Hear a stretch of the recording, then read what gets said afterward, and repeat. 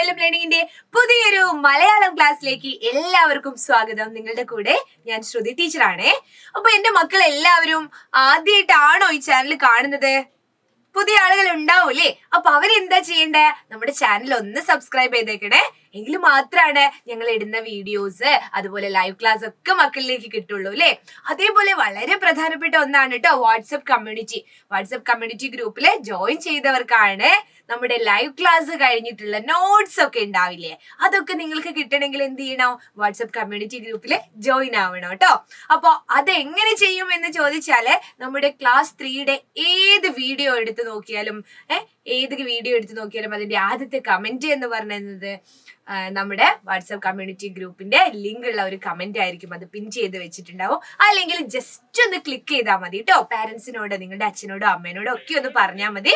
അപ്പൊ നേരിട്ട് നിങ്ങൾക്ക് വാട്സപ്പ് കമ്മ്യൂണിറ്റി ഗ്രൂപ്പിലേക്ക് പോകാം. ഇന്ന് ടീച്ചർ പറയുന്നത്, ഇനിയിപ്പോ പരീക്ഷാ കാലമൊക്കെയാണ് വരാൻ പോകുന്നത് അല്ലെ. നമ്മുടെ കലോത്സവ കാലമൊക്കെ കഴിഞ്ഞു. ഇനിയിപ്പോ ക്രിസ്തുമസ് എക്സാം ഒക്കെ വരുന്നുണ്ട്.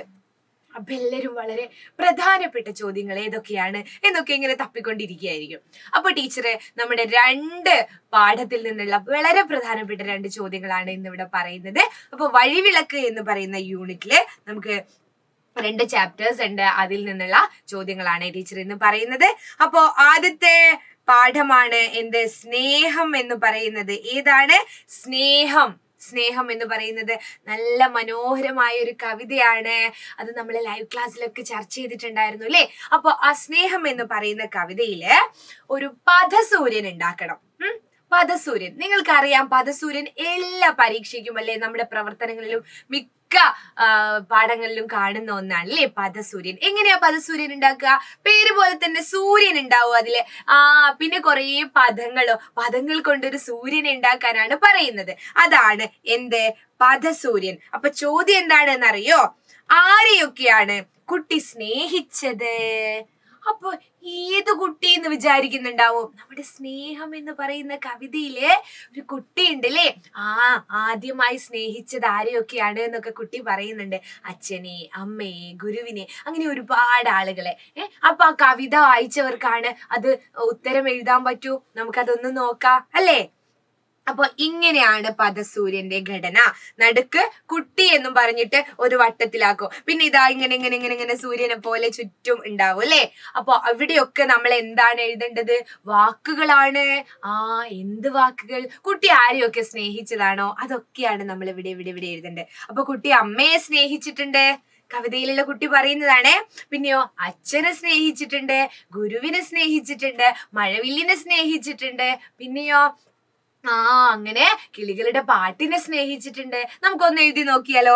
ഇതാണ് നമ്മുടെ പദസൂര്യൻ. നോക്കിയേ കുട്ടി.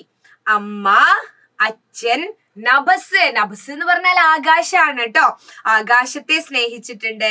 മനുഷ്യന്റെ വജസ് എന്ന് പറഞ്ഞാല് വചനങ്ങൾ, മനുഷ്യന്റെ വാക്കുകളെ സ്നേഹിച്ചിട്ടുണ്ട്. ഇന്ദ്രധനുസിനെ, അതുപോലെ സൂര്യനെ സ്നേഹിക്കുന്നുണ്ട്. പ്രഭാതത്തെ, രാവിലെ അല്ലെ, പുലർക്കാല സമയത്തെ സ്നേഹിക്കുന്നുണ്ട്. കാർമേഘപാളിയെ സ്നേഹിക്കുന്നുണ്ട്. അതുപോലെ സന്ധ്യയെ, കിളികളുടെ പാട്ടിനെ അല്ലെ. ഗുരു, അമ്മ, അച്ഛൻ ഒക്കെ എഴുതിയിട്ടുണ്ട്. അത് കൂടാതെ ബാക്കി ഭൂമിയില് പ്രകൃതിയിലൊക്കെയുള്ള സകല ചരാചരങ്ങളെയും ഇങ്ങനെ പ്രണയിക്കുന്നുണ്ട് അല്ലെങ്കിൽ സ്നേഹിക്കുന്നുണ്ട് എന്നാണ് കുട്ടി പറയുന്നത് അല്ലെ. നമ്മൾ ഓരോരുത്തരും നമുക്ക് ഭൂമിയിലുള്ള അല്ലെങ്കിൽ നമുക്ക് ചുറ്റുമുള്ള ഓരോന്നിൽ നിന്നും നമുക്ക് അറിവുകൾ കിട്ടുന്നുണ്ട് അല്ലെ. അതാണ് ഈ കവിതയിൽ പറയുന്നത്. അതാണ് നമ്മൾ പദസൂര്യനായിട്ട് എഴുതേണ്ടത്.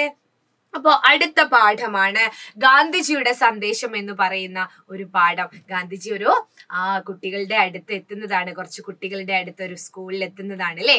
അപ്പോ അതിൽ നിന്നും നമുക്ക് പ്രധാനപ്പെട്ട ഒരു ചോദ്യമാണ് ജീവചരിത്ര കുറിപ്പ്. ഗാന്ധിജിയുടെ ഒരു പാഠം നമ്മൾ പഠിക്കുകയാണെങ്കിൽ അദ്ദേഹത്തെ കുറിച്ച് അറിയണ്ടേ? കുറിപ്പ് തയ്യാറാക്കുക, ജീവചരിത്ര കുറിപ്പ് എഴുതുക എന്നൊക്കെ ചോദിച്ചാൽ നിങ്ങൾ എഴുതേണ്ട ചോദ്യം എന്താണ്? ഉത്തരം എന്താണ് ഈ ചോദ്യത്തിന്? ഗാന്ധിജിയെ കുറിച്ച് വിശദമായിട്ട് എഴുതണം അല്ലെ.